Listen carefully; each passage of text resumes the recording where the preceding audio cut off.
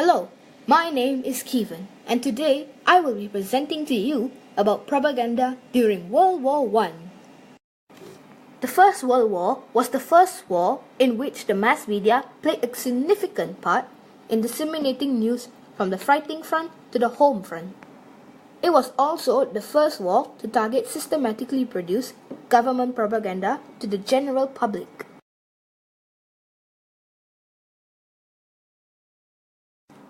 During the First World War, the British Army was made up of mainly conscripts. These are people who were enlisted compulsorily into the army, which meant that they had little choice about going to war.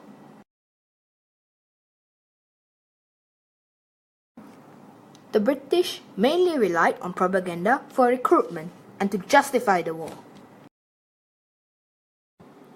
Some extreme examples of propaganda in Britain was the emotional blackmail of using children to shame their elders into fighting wars. In fact, it was employed by most belligerents. Other tactics used was the display of iconic figures. This was to strengthen a particular point about the national identity in order to promote patriotism. The iconic figures came from either mythological folk or real national heroes. Examples of these iconic figures include John Bull, Britannia, and the British Bulldog.